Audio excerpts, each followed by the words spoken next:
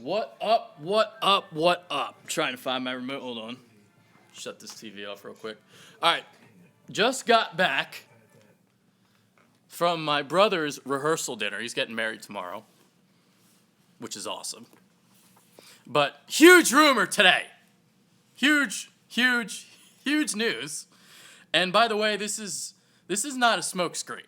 This is the real deal, because you wouldn't have three guys like Zach Lowe, Mark Stein, and Adrian Wojnarowski, reporting all this information about the Celtics potentially trading the number one pick to the Philadelphia 76ers. I mean, this makes sense, obviously, all the way around for Boston. I think what this is going to do for them, if it happens, apparently, according to, hold on, where's the tweet? According to Crossing Broad, which I don't rely on, according to Kyle Scott, Zach Lowe says the deal is agreed in principle and that he'd be surprised if it didn't go through.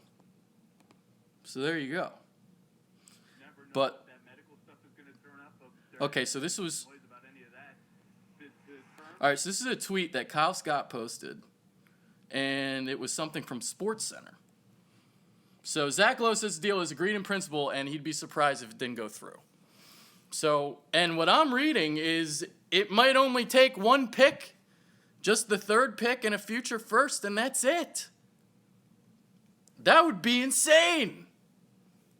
So, hey, I want Markelle Fultz. I think he'd be the final piece to the process puzzle. You look at a big three, potentially, of Joel Embiid, Ben Simmons, Markelle Fultz. That is tremendous, as long as Embiid stays healthy, obviously. But all of a sudden, man, because I had so many question marks about Josh Jackson. I have a lot of question marks about Josh Jackson and his jump shot and whether or not it will translate to the NBA. I feel like Markelle Fultz is pretty much a sure thing. Reminds me a lot of Dwayne Wade. He's competent in the pick and roll, willing facilitator, scores on all three levels of the floor. What I would like to see him get better at is his defense. But you're talking about a 6'4" kid with 6'10" wingspan. There's a lot of potential there in that area for him to get better defensively. And I just wanted to rattle off this stat real quick. The entire premise of the process is to acquire superstars. That's it. It's depressingly simple, the process. But let me read off this stat for you. All right? Okay. So, according to 538, the past 40 teams to make the finals, their number one player on average ranked in the 96th percentile in statistical plus minus. Number 2, 90th percentile. Number 3, 79th. The question is how to acquire those guys. Well, obviously, in the process, the Sixers have acquired these talents through the draft. And over the past 5 seasons, over 60% of the players who made an All-NBA team were top 5 picks, and 76% came from the top 10. So the two stats for you guys, and it does make a difference where you pick in the draft. And hey, let's see. I want this to happen, man. I really want this to happen. I think the Celtics, if they do this, this screams Jimmy Butler. This screams trade your assets for Jimmy Butler and go get Gordon Hayward in free agency. You'll get a lockdown defender in Josh Jackson. They're trying to win right now. Maybe they're trying to trade for Paul George instead of Butler. I don't know. But that's my logic behind their thinking, because they already have a stockpile of draft assets. Why would they want to add more? Would you like adding Ibaka? Would he fit? Ibaka and Embiid would be hell of rim protection, and Ibaka shoots that corner 3, so it would kind of spread the floor. It might work. Maybe. But yeah, man, I'm thrilled right now, It seems like this is serious, and it seems like this might actually really happen. It's amazing. Fultz with how many exclamation points? 4! That's not enough, Nitro Freak. You need more. More exclamation points.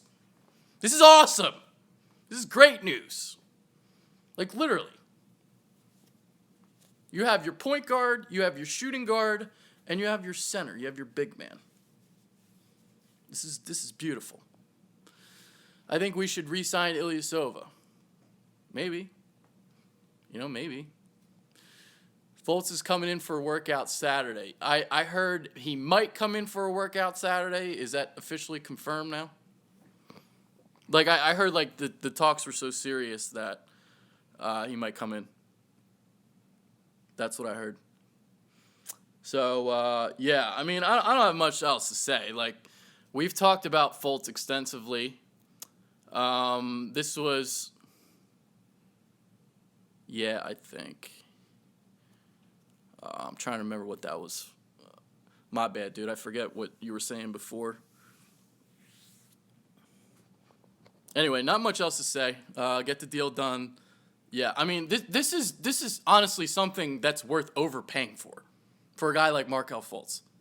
You're looking at, we're getting to the end here of the process of acquiring guys. It's time to move forward from this shit. Nothing everywhere like that. What do you think about Lonzo Ball? I love Lonzo Ball as a player, to be honest with you. I was referring to, okay, gotcha. I think Lonzo Ball is going to be really good too.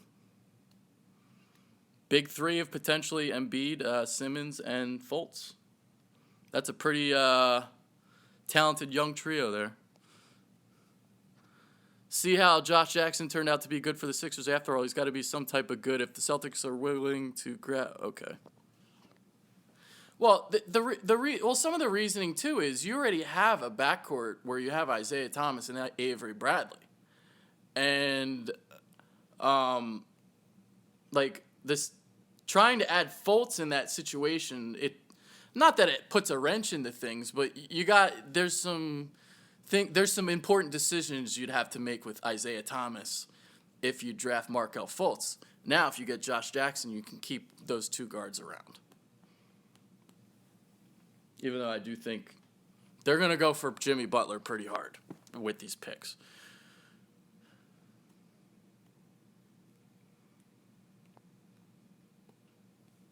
Would you take Thomas over Fultz? I would take Fultz over Isaiah Thomas all day. Told you Celtics were taking JJ. But my point was they weren't going to take him at number 1 because they were going to trade back. That was my point. They were never, ever, ever going to take Josh Jackson number 1. But they would take him back in the draft because they'd trade back for him. So in a sense, you're right. All right, I got nothing else.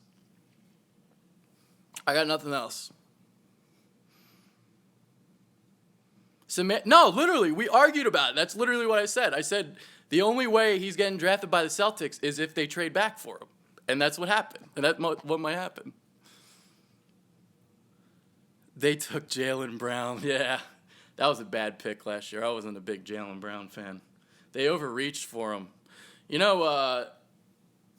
It's interesting. Ainge's evaluations. You think we go in the get? I think this is happening. I do. I do think this is happening. I do. I would say 75%. If we get Fultz, who would you like to get in free agency? I haven't really thought that far yet, to be honest with you. I think, dude, this is a genius move. This is a great move. You have to do what you can to get Fultz right now. Yeah, I don't think Hayward's coming here. Hayward's going to Boston. Brad Stevens, Butler connection, I think that's happening. It's hard to speculate free agency because, well, not a lot of guys seem to want to come here. Maybe they'll want to come here now. We'll see. I do think J.J. Redick seems like somebody. I think Kyle Lowry and J.J. Redick are coming here. I'm not a big Kyle Lowry fan, but I do think he's coming here. How much would you give up for Fultz? I'd give up Dario, a first, and the third. And we're going to do less than that, according to reports. So, all right. I think that's it now. Okay. It's looking good, baby. Might be getting Fultz. Now I'm going to be pissed off if we don't get him now. If this turns out all to be a tease, but we'll see. All right. Maybe I'll do a video tomorrow at my brother's wedding. We'll see. But other than that, if not, I'll see you guys on Monday. Peace.